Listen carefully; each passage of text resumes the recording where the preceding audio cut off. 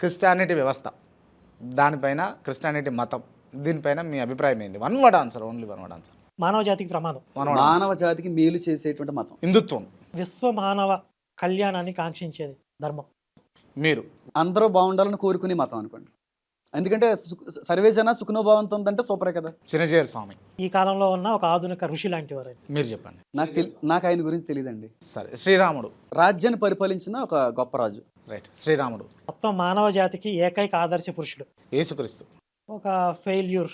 యేసుక్రీస్తు. ద్వేషించబడతాను అని తెలిసి కూడా రక్తాన్ని చిందించడానికి వచ్చినటువంటి ఏకైక ప్రేమికుడు.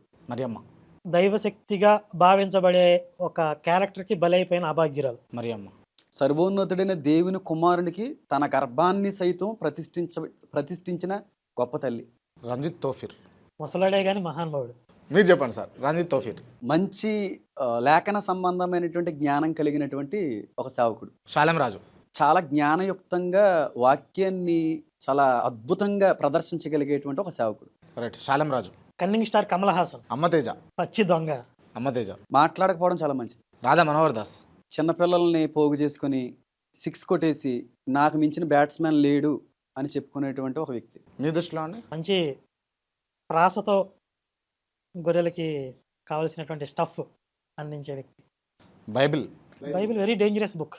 మీరు మనిషిని మనిషిలా బ్రతకాలి అని నేర్పించే ఏకైక గ్రంథం. భగవద్గీత. మంచి ఉంటే సూపర్, అందులో ఉన్నటువంటి మంచి అంతటిని కూడా గౌరవించేటువంటి సేవకుడు భగవద్గీతలో. భగవద్గీత. ఈ కలియుగంలో మానవ జాతికి ఏది అవసరమో అదే భగవద్గీత. పాస్టర్ విజయప్రసాద్ రెడ్డి. తెలివైన దొంగ. పాస్టర్ విజయప్రసాద్ రెడ్డి. చాలామంది దేవుణ్ణి ఎరగనటువంటి వ్యక్తుల్ని చాలా అద్భుతమైన రీతిలో దేవుల్లో నడిపించేటువంటి గొప్ప బోధకుడు అంటాను. లలిత్ కుమార్. చాలా గౌరవప్రదంగా మాట్లాడే వ్యక్తి. కొన్ని సందర్భాల్లో మంచి జ్ఞానం ఉంది, హిస్టరీ మీద మంచి జ్ఞానం ఉన్న వ్యక్తి. రైట్. లలిత్ కుమార్. సబ్జెక్ట్ పరంగా చాలా లోతైన అవగాహన కలిగిన నాకు నమ్మకమైన స్నేహితుడు. పాస్టర్ హేమన్.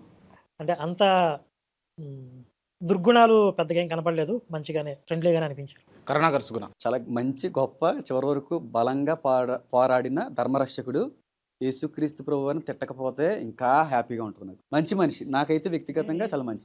ఒక చిన్న క్లాస్, యేసుని ఎప్పుడు తిట్టనండి, నేను యేసు పక్షమే. పాపం ఆయన బాధ ఏంటి అని చెప్తున్నాను లోకానికి, అంతే. ఇప్పుడు ఆయన పేరు మీద ఒక మతం వచ్చేసి ఆయన ఆత్మ క్షోభిస్తుంది.